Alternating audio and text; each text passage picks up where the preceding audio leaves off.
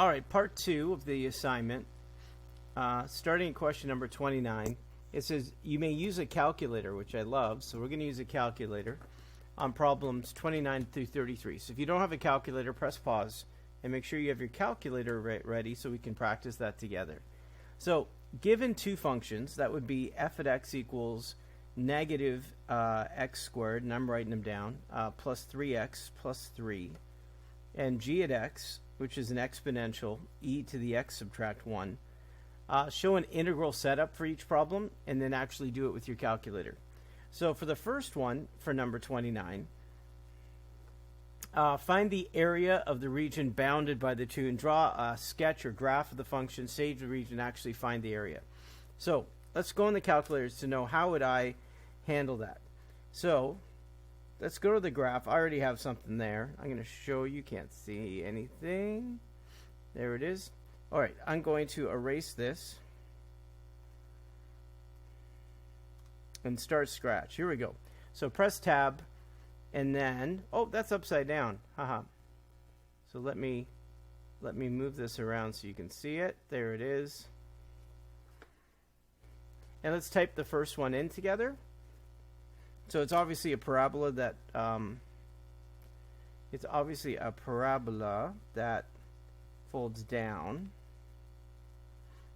Double check to make sure I typed it in correctly. So there it is. And now the second one, press tab again, e, and the exponent is x subtract 1. So that's what it looks like. So I'm going to sketch that right now. And what I'm looking for, obviously, is what curve is above and which curve is below. So there's my parabola, and then my my exponential, and then I'm going to shade in. Can you find the area of that? So this is g at x, this is f at x. What's the setup? And then could use your calculator. So I need to first of all find the upper limit and the lower limit using my calculator. So I'm going to make them equal to each other and solve that equation. So I'm going to go menu algebra, and I'm going to solve this. So I'm going to go negative x squared plus 3x plus 1 equals, and it's e to the x subtract 1, comma x, and then solve. So I get two answers, negative 0.2188 and positive 2.072. So let me put those down. I'm actually going to save them in my calculator, so when I use them to actually calculate the area, I'm going to save it, highlight it, and then paste it in. But right now I'm just going to write it down.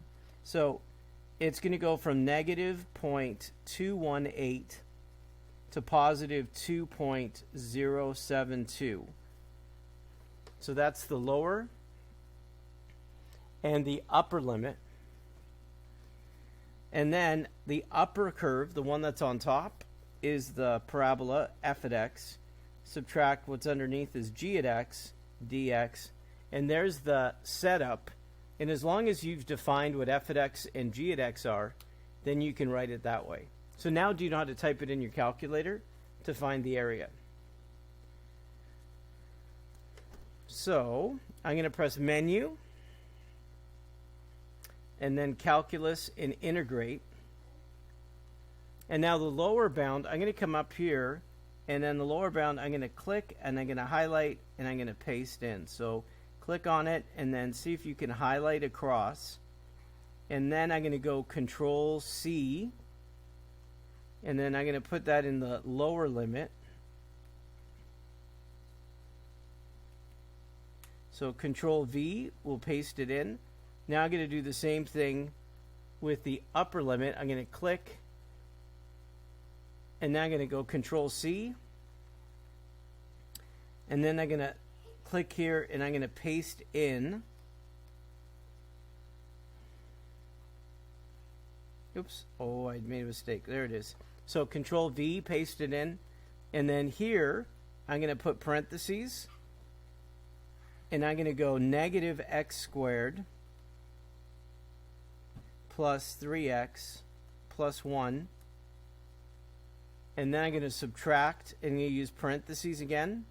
And now I'm going to type in e to the exponent x subtract 1.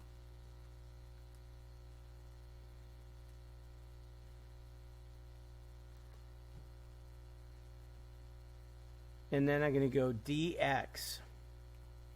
There it is. And that's it. Control Enter. So can you type it in, and can you make it look like I do? And you get 3.064. So 3.064. Number 30.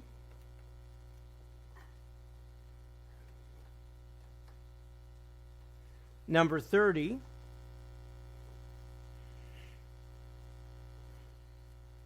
Let's see what number 30 asks. So find the volume of the solid created when the region between f at x and g at x is rotated around the x-axis. So let's look at this and rotate it around the x-axis. So here's our area. The x-axis, there's a space there. So the volume created is going to be a washer. So can we set it up to begin with? Our bounds are going to be the same. So negative 0.218, 2.072, that's going to be the same. But because we're rotating or revolving around the x-axis, that's going to be two circles that we're going to subtract. So one is going to be the big radius, and then the small radius, and there's the setup of it. So this is going to be the big radius, and this is going to be the small radius. Now we got to think what algebra we need to do to figure out the big radius. So let's go back to our sketch. So the big radius is going from the x-axis all the way through to the top. So what curve is on top? Subtract the bottom. So that is going to be f at x subtract 0, or just f at x.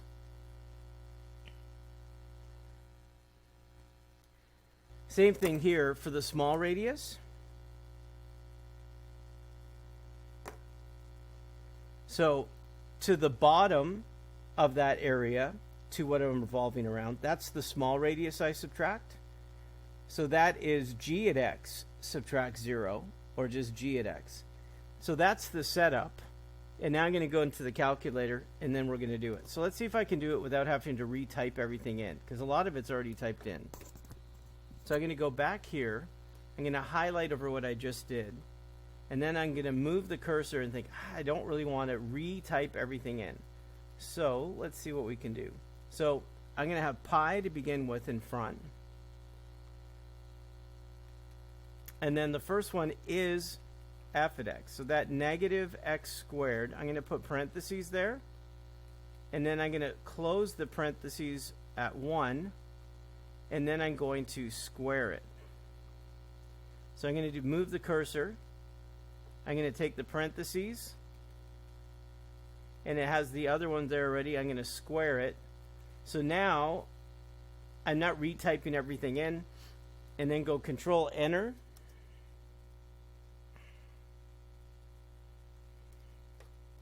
I'm just double checking with the answer key to make sure I did it okay.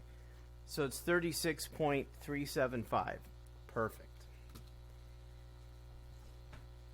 All right, number 31. These are such important review questions because it's so easy to forget how to do these. And these are a high-level question in calculus. So for number 31, find the volume of a solid created when it's rotated around y equals negative 1. So let's see how that changes it. So y equals negative 1 is down here underneath. And then visualize what's going to be the big. So obviously it's a washer again. So what's going to describe the big radius? So if I take it and go from the line of revolution all the way to the top of the area and go top subtract bottom, it's now f at x subtract negative 1. So same bounds.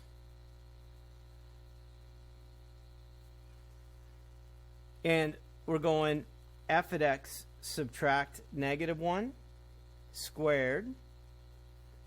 And the second one, the top subtract the bottom, would be g at x subtract -1.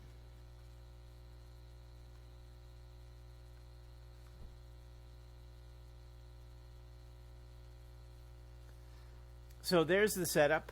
Obviously, when you subtract a negative, it means you're adding one. So now let's go to our calculator. So this is the big radius. This is the small radius. So you have to have an algebraic expression that describes the big radius, the small radius. So pi r squared, and you subtract them, and what's left over is the volume you're finding.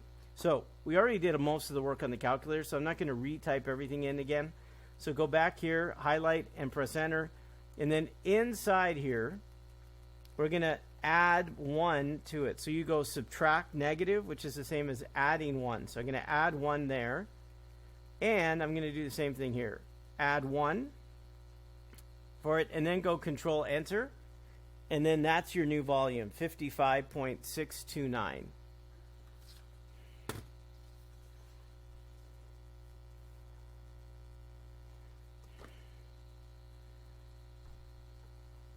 So it's 55.629. All right, number 32.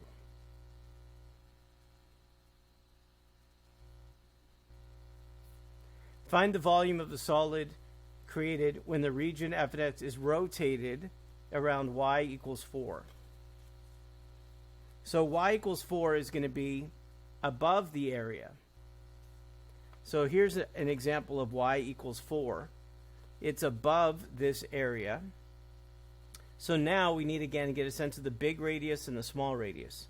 So from the line of revolution through the area, it's going to be top, subtract the bottom. So the big radius, this is what it's going to look like. So the bounds stay the same. Oops, negative 0.218 and 2.072. But now, so as I set this up,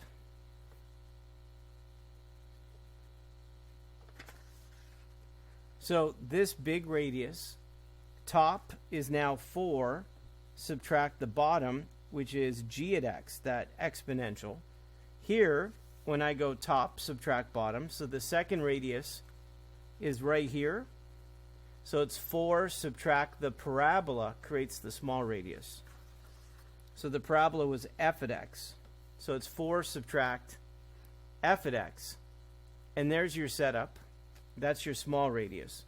And now we need to type it in. Now this is going to require us to retype some things because the order is wrong. So let me see how I can be as efficient as possible. So pi and the bounds are going to stay the same. But this first one,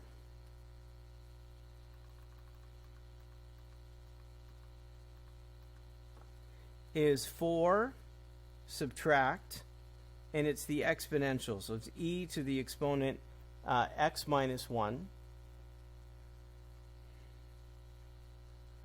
And then the second one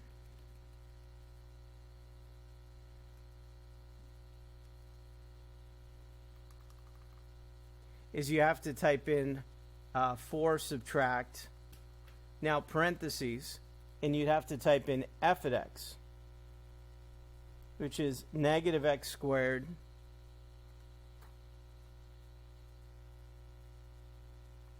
plus 3x plus 1.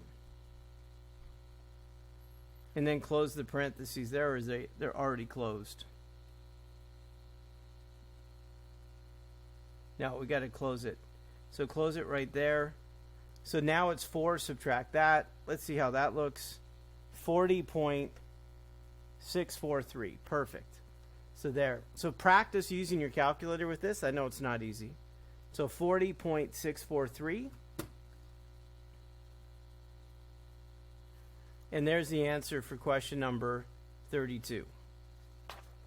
All right, 33.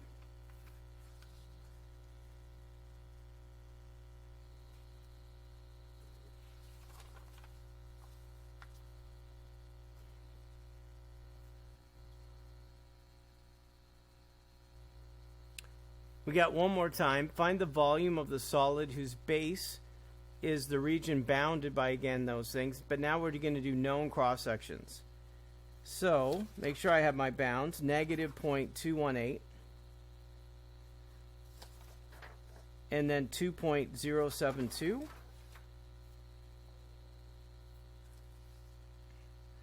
Now, with known cross-sections, these aren't circles, so I don't start with pi. So I need to understand just that shaded area. I'm going to go top, subtract bottom, and that's going to be my base. So f at x subtract g at x, that's my base, and then I use the formula using that base. So if the first one asks for squares or semicircles, so the first one asks for squares. So the formula for a square is take the base and square it. So the base is f at x subtract g at x, and then we square it, and that's the formula to find it if you're using squares.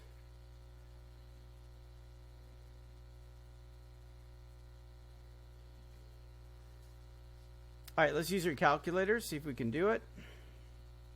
I probably should have defined these functions in the calculator at the beginning because I was using them over and over and over again. But it is what it is. So I'm going to start here. Let's see what I can do to, if I can be efficient or not efficient. So here, I'm going to erase pi. And then the order of this is all wrong, so I'm just going to erase it all. So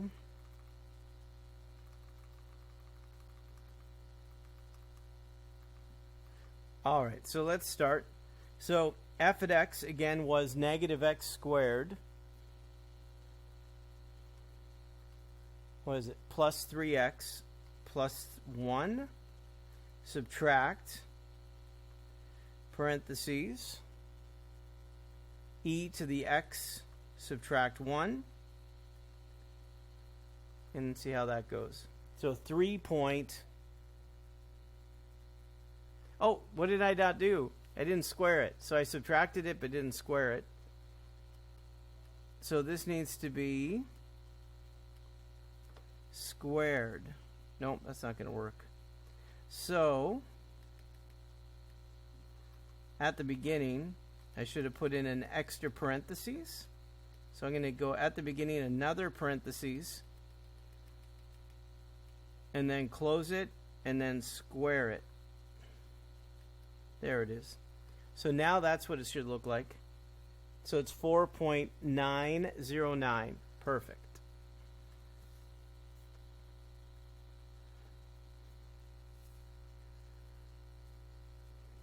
That was part A. Part B was semicircle. A semicircle, that's the formula with the base, which is really the diameter. That's why I put D down. But it's the radius is 1/2 the base. So, oh, we need a pi in there, don't we? So it's pi divided by 2, and then 1/2 the base squared. So we need to have that formula for a semicircle. So pi over 2 can go in front, same bounds.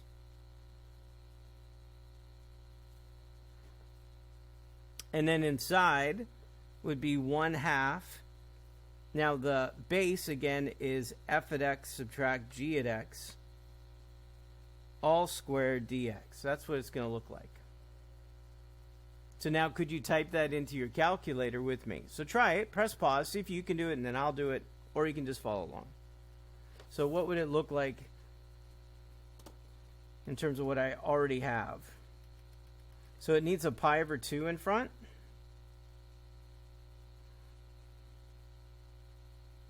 So I'm going to go pi over 2. So there's pi over 2. And then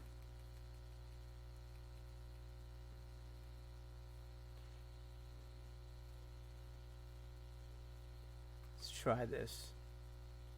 So I need 1/2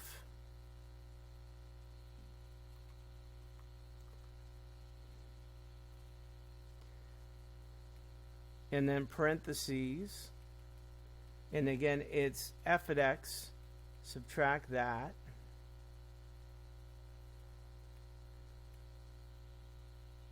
let's delete that, parentheses, and then squared. So then the whole thing, right? 1/2, all of it is squared, right? Subtract, so on. Let's see if I got it right. So it should be 1.928. Perfect. I know it takes practice. And I know it's a high-level calculus skill to be able to understand how to set up volume and how to calculate with your calculator. So I don't think it's just going to happen just because. It's going to happen because you ask questions, you practice, you ask questions and practice, and you keep doing that. And maybe you have to watch the video again until you feel more comfortable with it. All right, we're at 34. In 34, I get to use my calculator again. F of 2 equals -15. The derivative for f of x is ln x plus 2 plus e to the x. And it says find f of x, or f of 6. So what's the setup for this? This is what's called a starting value problem. So the starting value of this is -15. And then I add, using the derivative, I integrate the derivative, and the bounds go from 2 to 6. And that's what I type in the calculator. So that's what I'm going to do right now too. So can you type it in with me and see if we get the same answer? So -15 plus, we're going to go menu and calculus, and we're going to integrate. Feel free to pause if you have to. I'll show you my calculator in a second.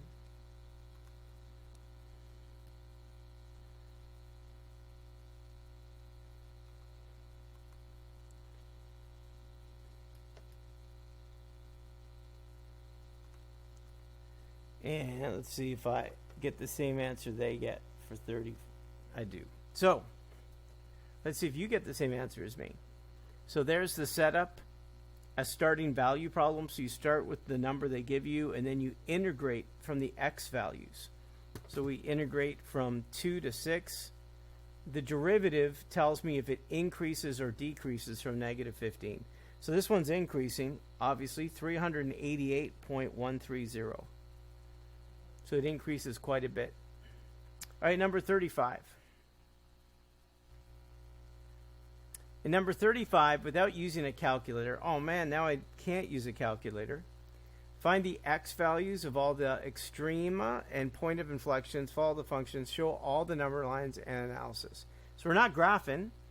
So let's see if we can go through this. This is good practice.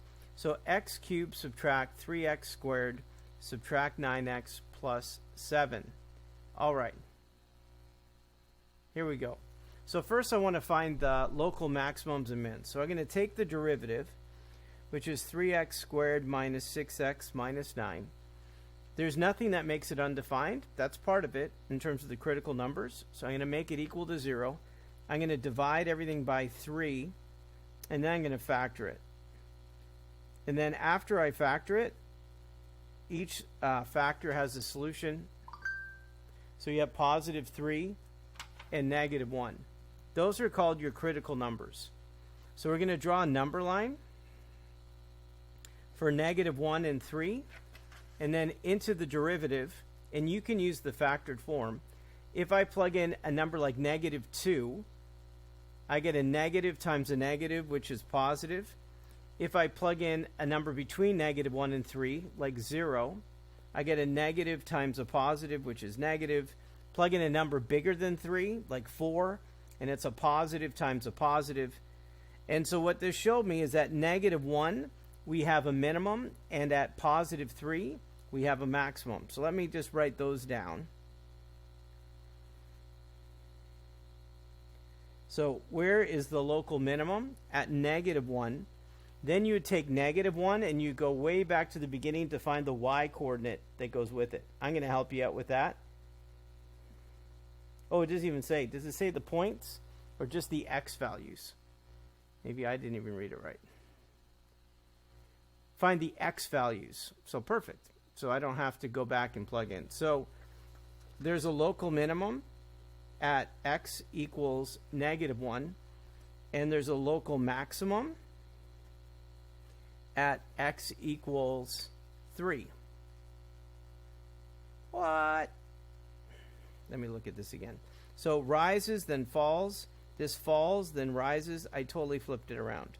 So at -1, we have a maximum. And at +3, we have a... I bet you figured that out before me, that mistake. It rises, then falls. It falls, then rises. That's the maximum. That's the minimum. Don't make that mistake. How about the next part? Can you find the point of inflection? So take the derivative of the derivative. So that's 6x minus 6 equals 0. Factor. And you should be able to tell that the only critical number for the second derivative is +1. So into the second derivative, if I plug in a number smaller than 1, like 0, I get a negative answer. But if I plug in a number bigger than 1, like +2, the answer is positive. So do you see the concavity change? So at x equals +1, we have a point of inflection. So that's really good practice, some foundation. That's a foundation calculus. That's not an upper tier calculus. If you're given a polynomial, can you take the derivative equal to 0, draw a number line, see where it's increasing and decreasing, find the maximums and minimums, take the derivative again, make it equal to 0, draw a number line, understand there's concavity change, and so for at x equals 1, there's a point of inflection. All right, number 36.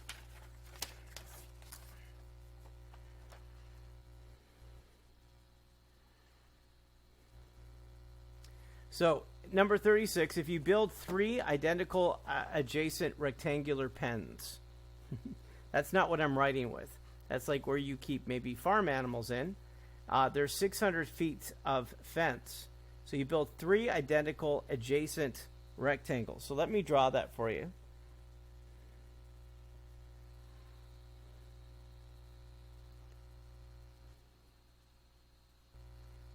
So I'm not going to make it complicated. Boop, there I am. So can you draw a rectangle? Adjacent means they're right beside each other. Identical means they're exactly the same.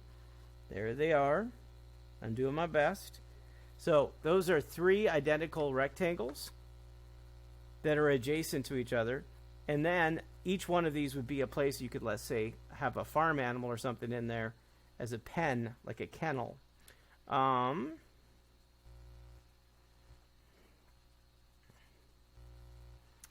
Next thing I see is that there's 600 feet of fencing.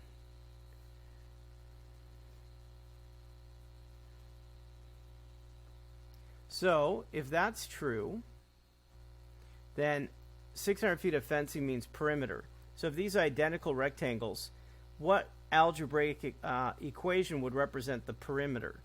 So how many x's do I have here? So I got 1, 2, 3, 4. How many y's? 1, 2, 3, 4, 5, 6. So 4x and 6y is the perimeter. So that's equal to 600. Then, what am I looking for? So I'm looking for the dimensions that will maximize the area of that and then show the equations and so on, proper calculus steps that you did it. So I need an equation for the area of that. So that's length times width of the whole thing. So I see 1x and then how many y's? So x times 3y would be the area. Now you have a choice. You're going to take, this is your primary equation because it's what you're looking for, but I have too many variables. So I'm going to solve for one of the variables here. So if I solve for y, you would subtract 4x and divide everything by 6. So I get 100 subtract 4 over 6x. So 100 subtract 4 over 6x, or 2/3. Plug that back in for y. So I got 100 subtract 2/3 x. There's my equation substituted. Now I have only one variable on the right side. Oh, and I forgot a 3, didn't I? So it's 3y. So there it is. So I'm going to multiply this through. So I have 3x times 100, 2/3 x. So if I multiply this through, I have 300x minus the 3's divide out, and you got 2x squared.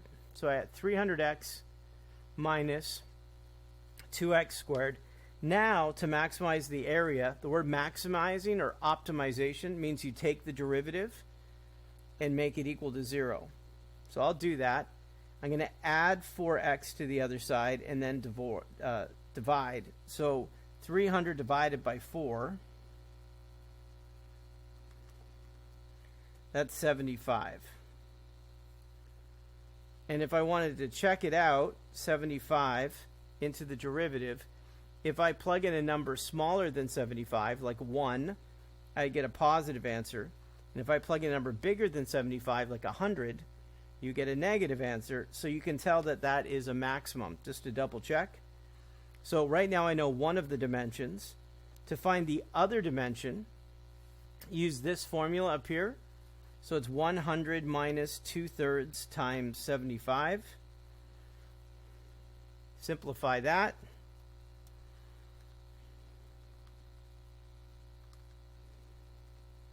I get 50.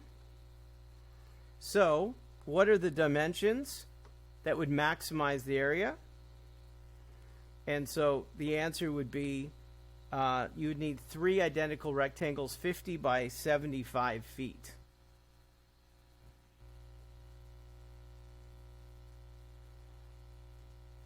So we could write down each pen should be 50 feet by 75 feet. The total along the side, 3 y's, would be 1 y is 50. So 3 y's would be 150. So the total enclosure would be 150 feet by 50 feet. So that we found one of the y's. It'd be 3 of them, right? So that would be 150. So the total enclosure would be 150 by 50. All right, that was question number what? 30, 40, 39, 50. What number was that? That was 36. I didn't even write it down. Wishful thinking. I'm at 37 now. These are great questions to practice. So I'm really happy that you're practicing them with me. It's going to make you stronger. I believe it. So here we have 3xy subtract y squared equals 2y subtract 4x cubed. And we need to derive implicitly. So I'm telling you, if we practice together, we won't forget these skills. That's why we're doing it in these questions. How can you find y prime by deriving implicitly? So 3xy is the product rule. That's the first times the derivative of the second plus the second times the derivative of the first. Negative y squared is negative 2y, but needs a y prime. 2y, the derivative is 2, and it needs a y prime. And negative 4x cubed, 3 times 4 is negative 12x squared. So there's the first step. Now the next step is we're going to gather together all the y's, primes. So 3x y prime, negative 2y, y prime, and then I'm going to subtract 2 y prime. So any term that has a y prime in it, we're going to gather them together. On the other side, I have negative 12x squared, and I'm going to subtract 3y to the other side. We're going to factor out a y prime. That leaves me with 3x minus 2y minus 2. And then the last step is to divide.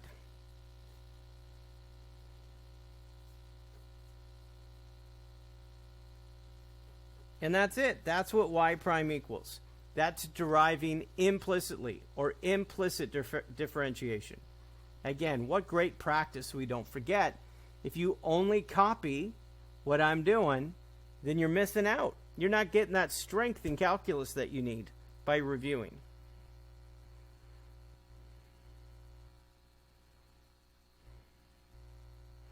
All right, number 38. Integrate e to the x plus 5 dx. I'm going to write down each one here. B is ln x plus 3 over x. And c is x squared minus 2x minus 1 over x minus 1 dx.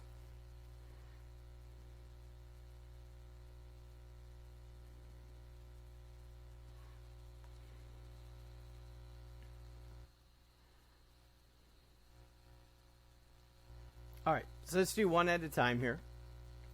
So the first thing I notice here is I want to write this calculus friendly. So we have e to the x, but I'm going to write e to the x plus 5 to the negative 1. No, let's not do that, because then if I add 1, it's not going to work.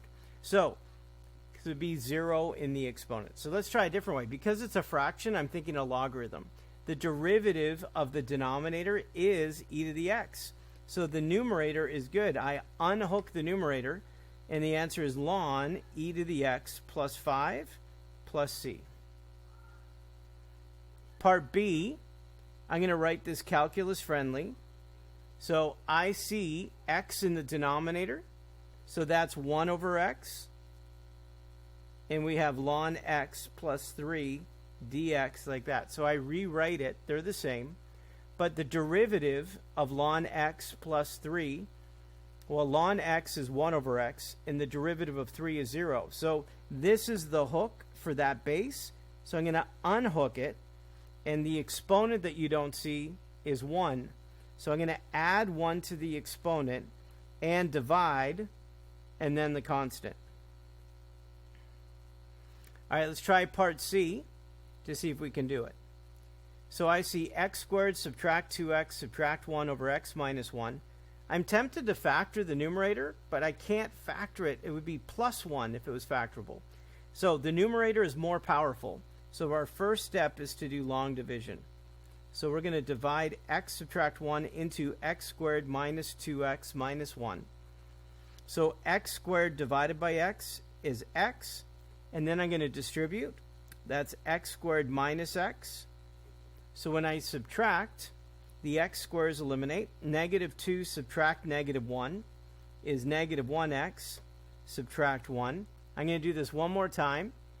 I'm going to take negative x divided by x, which gives me negative 1. Making sure I didn't make any silly mistake here with the signs.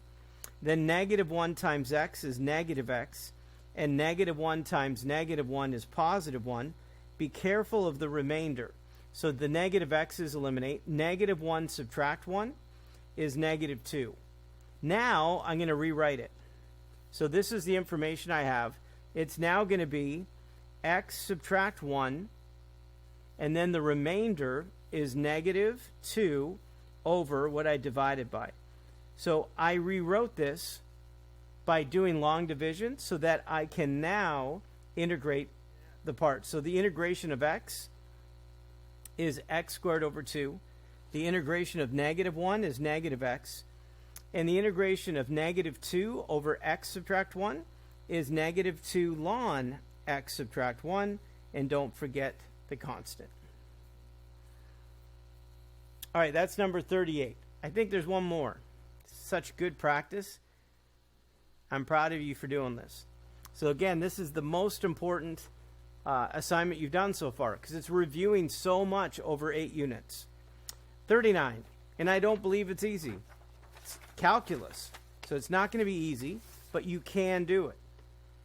39. Find the absolute maximum and minimum.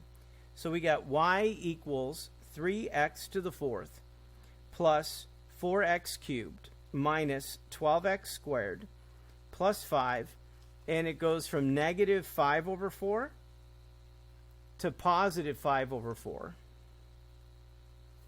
And it says you do it without using a calculator. So I'm going to help you through some of the calculations. So how do I do it? The most important part is like how. How do I find absolute maximum, absolute minimum? So I'm going to create a table of values. And in that table of values, we'll have my ends of my restriction here. So I have a domain restriction. The ends of those are going to be on that. So right away when I have this, I know that negative 5 over 4 and positive 5 over 4, I need to plug those into here. I'll help you with that, with the calculator, that one, and know what those values are. So those are the ends of it. So plug in the ends here to figure out absolute max and minimum. Then I'm going to take the derivative. So that's 12x cubed plus 12x squared minus 24x. We're going to take the derivative. We're going to make it equal to 0. So divide everything by 12. In fact, just factor it out. So factor out a 12x, and you have x squared plus 1x, and then minus 12. There it is.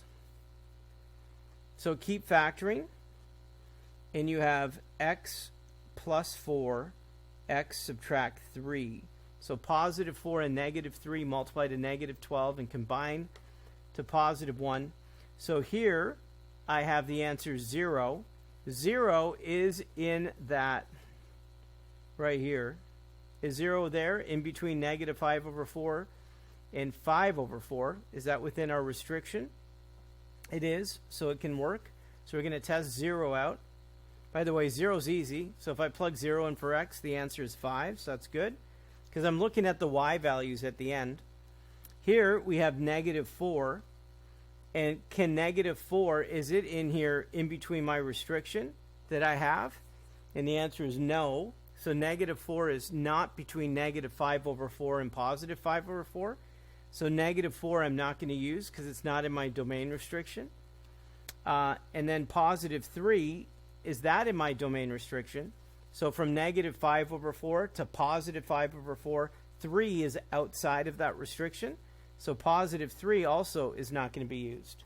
So the only numbers that I'm going to use then, did I factor it out right? Why did I say it was 12? That was an issue. So when I factored out a 12, this should have said negative 2. So I don't know why I said negative 12. So this makes it positive 2 and negative 1. Now, negative 2 is still outside the restriction, but positive 1 is in the domain restriction. So positive 1 is in this restriction to put it on the table of values. So these are my candidates, these numbers. And to find the absolute maximum, I plug each of these x coordinates into here, and then I look at all the answers for the y. So I'm going to do negative 5 over 4. You get about negative 14.238. I wouldn't expect you to do that without a calculator. Positive 5 over 4. That gives you also negative 14.238. So again, I wouldn't expect you to do that without a calculator. 0 gives you 5. 1, you just add the coefficients. So 3 plus 4 is 7. Plus 5 is 12. Take away 12. So 1 gives you the answer 0. And now you look at this. So what is our absolute maximum? What's the greatest y coordinate? And that answer is 5. And then what's our absolute minimum? What's the smallest y coordinate? So our minimum would be negative 14.238. So let's go over again the steps to find absolute value, absolute maximum, absolute minimum. So you're given a function and a restriction here. So you have a domain restriction that goes with it. So the ends of those restrictions we have to test and plug them in and see what the y value is.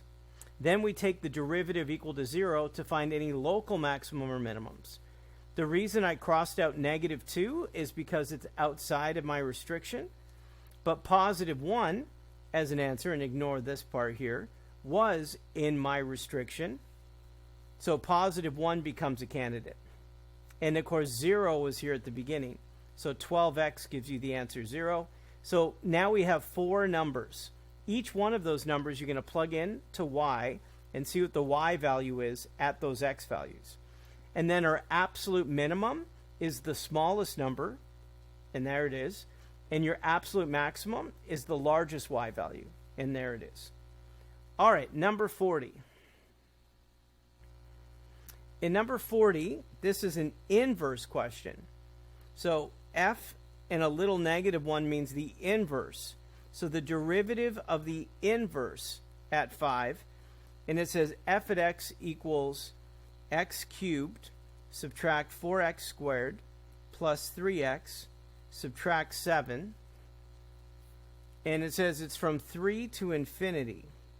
Otherwise, I have a feeling that there wouldn't be an inverse that exists because there's a turning point at 3. All right, so how would I handle this? So my goal is this, the inverse of this, the derivative at 5. So if that's true, the x coordinate for the inverse is 5, then the y coordinate of my function is 5. So in other words, I'm going to make it equal to 5, and I want to solve for x. So I'm going to make it equal to 0. So I'm going to subtract 5, and then I want to solve that. So I'm going to solve this by grouping it. So the first two, I'm going to factor out an x squared. The last two, I'm going to factor out a 3. So I have x minus 4, and I have x squared plus 3. Now this doesn't give me a real answer. So x squared plus 3, if you made it equal to 0, there's no solution there. But this does have one. So for this factor, the answer is 4.